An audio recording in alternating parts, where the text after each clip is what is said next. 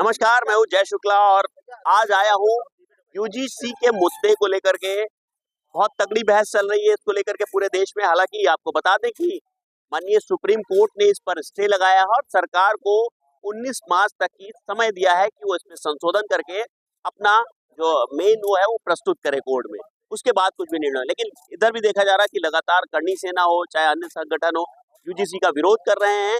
वहीं कुछ संगठन ऐसे हैं जो यूजीसी के पक्ष में है और सरकार से मांग कर रहे हैं कि कहीं ना कहीं यूजीसी को लागू किया जाए। तो सबसे पहले हम बात कर लेते हैं वकील साहब से। सर, क्या नाम है आपका? सुशील रावत एडवोकेट।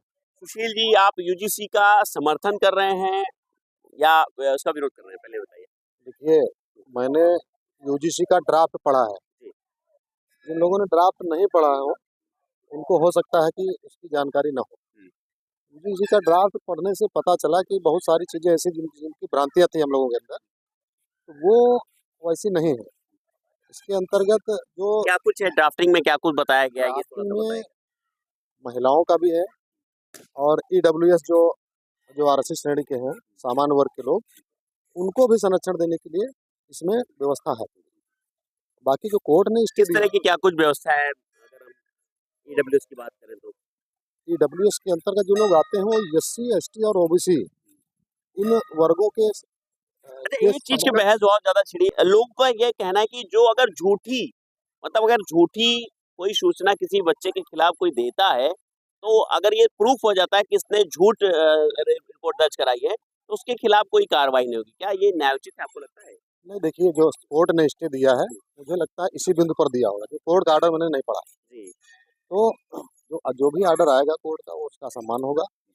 और ऐसी कोई बात नहीं थी जो कि इतना ज़्यादा जो है आपत्तिजनक हो, क्योंकि इसमें इसके अंतर्गत जो संरक्षित जो वर्ग के लोग थे उनकी संख्या जो महिलाओं को मिला दिया जाए, तो महिलाएं और ईडब्ल्यूएस सबको मिलाने के बाद लगभग 90% लोग इससे लाभान्वित हो रहे हैं। तो बहुत से लोगों की आवाज ये उठने लगी कि अब आरक्षण खत्म किया जाना चाहिए। कहीं देखा जा रहा है कि 10% ईडब्ल्यूएस का भी आरक्षण खत्म करना चाहिए। आपको क्या लगता है? ये आरक्षण एक प्रकार का आरक्षण नहीं है। आरक्षण राजनीतिक भी है। आरक्षण प्रमोशन में मतलब भी आपको ये लगता है कि राजनीति की वजह से आरक्षण को जो है नहीं, ज्यादा दिया जा रहा राजनीतिक आरक्षण अलग है, है? उसकी कैटेगरी अलग है। जो नौकरियों में आरक्षण है वो अलग है और प्रमोशन में रिजर्वेशन है वो अलग है। तो ये जो सोच समझ के आरक्षण दिया गया है पहले, तो मुझे नहीं लगता कि बिना सोचे समझे कोई ये कदम उठाना चाहिए। पूर्ण अच्छा, विचार हर चीज में देखा जाता है कि देश हमारा विकासशील है, लगातार विकास की तरफ बढ़ रहा है। आरक्षण की हमें लगता है बहुत पहले, लगभग 60-70 साल पहले से प्रक्रिया शुरू करी गई थी। तब से अब तक जिस वर्ग के लिए विशेष आरक्षण देने की बात की गई थी, उस वर्ग की कंडीशन इस समय समाज में क्या कुछ है, आप ये बताइए। वो अगर एससी एसटी वर्ग की बात की जाए तो। जिस उद्देश्य से की गई थी उसका उद्देश्य पूर्ण तो नहीं हुआ है, हम्म, लेकिन उसमें कुछ सफलता जरूर मिली। हम्म। जैसे क्योंकि शीर्ष में देखिए जैसे जो राष्ट्रपति। मैं जी, अधिवक्ता हूँ, मैं आरक्षित वर्ग से आता हूँ, जी। लेकिन वकालत में आरक्षण नहीं है। हम सब लोग जो है जनरल कैटेगरी की तरह ही वकालत करते हैं, उन्हीं के बीच में फाइट करके हम लोग। लेकिन भाई साहब, डॉक्टर के लिए तो हो गया कि -40 डिग्री वाले भी अब नीट पीजी की परीक्षा पास कर लेंगे। क्या लगता है आपको, ये सही है क्या? आपको ये लगता है? नहीं, देखिए, जिन विषयों में या जिन विभागों में इस प्रकार की चीजें हैं उसमें विचार करके उसमें जो भी आवश्यक हो संशोधन किया जाना चाहिए। ये वकील साहब ने बिल्कुल सही बात कही है कि इस तरह की चीजों में जरूर संशोधन होना चाहिए। बिल्कुल, बहुत इसके लिए मैं आपकी तारीफ भी करूंगा। वकील साहब, और क्या लगता है कि यूजीसी का जो विरोध है इसमें और क्या कुछ संशोधन होना देखिए, चाहिए? अब कोर्ट में चला गया है मामला, कोर्ट जी। का जो आदेश आएगा उसका स्वागत रहेगा, सम्मान रहेगा। और जो कमियां रही होंगी उसमें कोर्ट अपना पक्ष जो है निर्णय सुनाएगा, अपना पक्ष जो है देते हुए। देते हुए, हाँ, बिल्कुल। वकील साहब ने बहुत अच्छी बात कही। और भी कुछ लोग हैं, अब उनसे ही बात कर लेते हैं। पहले करणी सेना से बात कर लेते हैं। वहां में जो प्रदेश प्रमुख हैं लगातार यूजीसी का विरोध कर रहे हैं। कहेंगे आप यूजीसी को लेकर यूजीसी को आखिर लेकर? इतना विरोध क्यों है?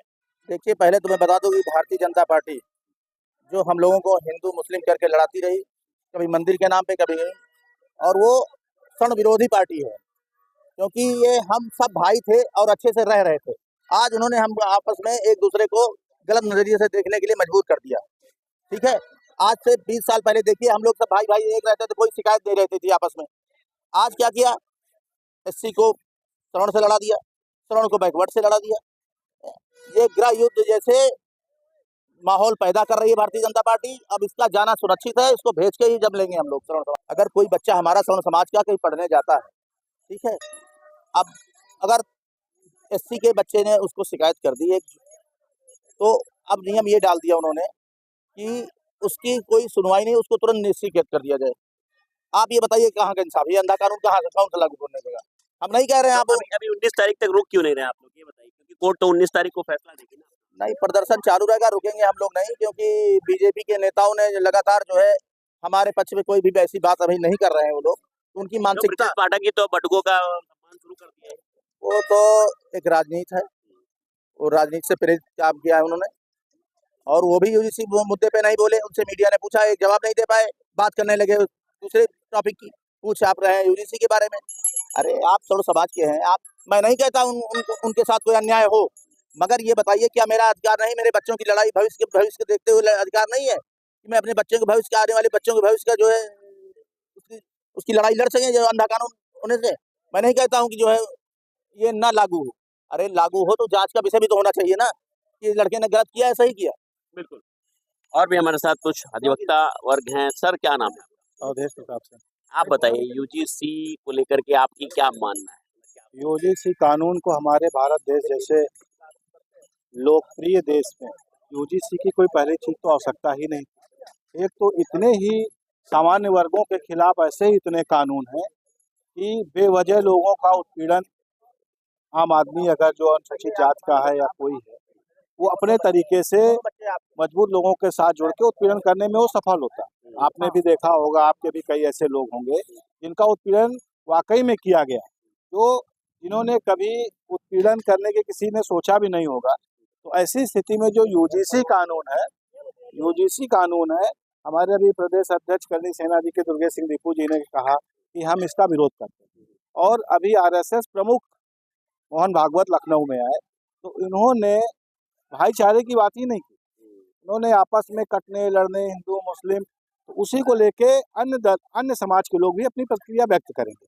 उसी श्रेणी में हम लोग भी आते हैं कि आप अगर हिंदू हृदय सम्राट आरएसएस के प्रमुख होने के नाते आपकी व्यक्तिगत और नैतिक और सामाजिक तीनों जिम्मेदारियां बनी, आप उससे मुक्त हो गए, चूंकि आपको भारतीय जनता पार्टी का संरक्षण और राजनीति करनी है। तो हमारे प्रधानमंत्री जी ने योजनाबद्ध तरीके से क्रमवार पहले दलों को दलों से लड़ाया, फिर दलों की जातियों को दलों में बांटा, फिर पड़ोस को हिंदू मुस्लिम करके बांटा। अब उस योजना में जहां तक वो सफल हुए, इसीलिए वो तीसरी बार प्रधानमंत्री बनने में वो सफल हुए। अब ऐसी स्थिति में चौथी बार की बारी जो आ रही है, हालांकि अब संभव तो नहीं होगा क्योंकि हमारे प्रदेश अध्यक्ष जी ने कहा कि इसको उखाड़ फेंकें, और प्रधानमंत्री जी को ये सोचना चाहिए कि आप भाईचारे की बात क्यों नहीं करते। आपसी मनमुटाव हिंदू मुसलमान और यादव दलित ये क्या है?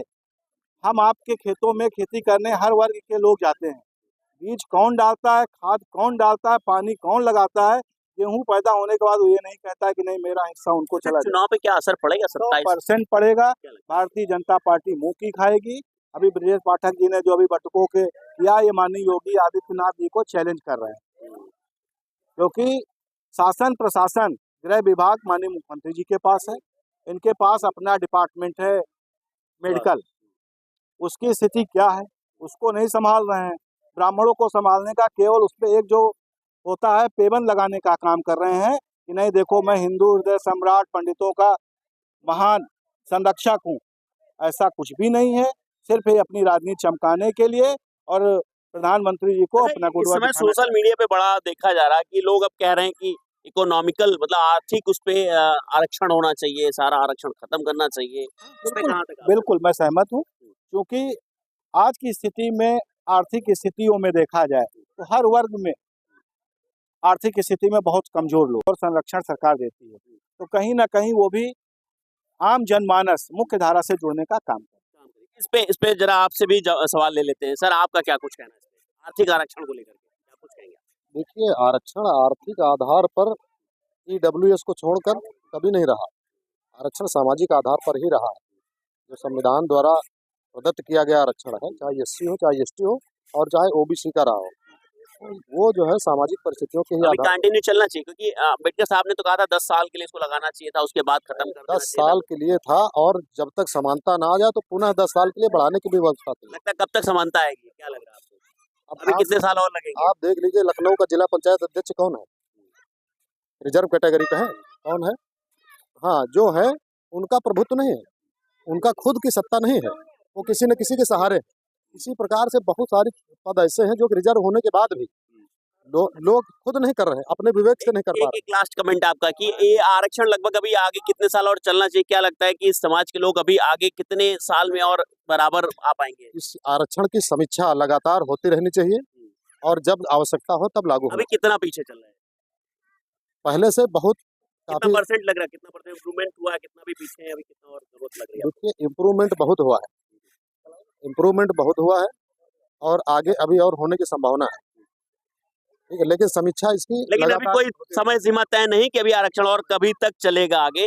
आपसे कमेंट ले लेते हैं, क्या लगता है अभी कितने साल और आरक्षण चलना चाहिए आपको? आरक्षण की स्थिति को नियमता तो समाप्त कर देना चाहिए, क्योंकि हमारा देश अब ऐसी स्थिति में नहीं बचा कि हम आरक्षण हिंदू मुसलमान चाइना से हमको सीखना चाहिए। हमारे बगल में एक नेपाल देश है, उससे सीखना चाहिए, क्योंकि काफी इकोनॉमिकल तरीके से काफी कमजोर माना जाता है। और हमारे और चाइना की आज़ादी में बड़ा फर्क नहीं रहा, लेकिन चाइना कहाँ और हम कहाँ।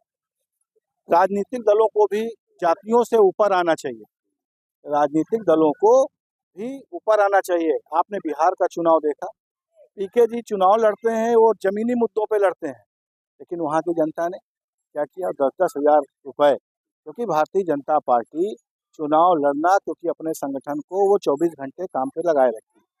ऐसी स्थिति में भारतीय जनता पार्टी से लड़ने के लिए इससे दुगनी रफ्तार से काम करने की आवश्यकता है। संगठन चाहे हिंदू संगठन हो, चाहे मुस्लिम संगठन हो, चाहे आम जनमानस हो, इससे बाहर आने के लिए, राष्ट्र को ऊपर ले जाने के लिए सबको एक समान अधिकार मिलना चाहिए। बिल्कुल, और लोगों से भी जान लेते हैं। आपका क्या नाम? मेरा नाम शिखर है। आपसे भी वही सवाल है, क्या कहेंगे आप? क्या है बताएं आप? अरे एक तो आरक्षण, दूसरा यूजीसी, दोनों आरक्षण से जुड़े हुए मुद्दे हैं।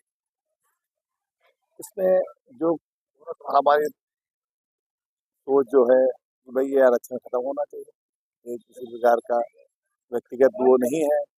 हम भारत के वासी हैं, हम सबको बराबर ही रखना चाहते हैं कि आरक्षण किसी फैमिली या बच्चे के साथ कोई भेदभाव नहीं होना चाहिए। बिल्कुल, तो समझ सकते हैं ये तमाम वो लोग थे जिन्होंने खुले मंच पर कहा कि किस तरह से, चाहे वो यूजीसी का मुद्दा हो, चाहे वो आरक्षण का मुद्दा हो, हर मुद्दे पर खुलकर बात की। अब हम भी चाहते हैं कि आप इन मुद्दों पर आकर के हमारे चैनल पर कमेंट जरूर करें। बहुत बहुत धन्यवाद।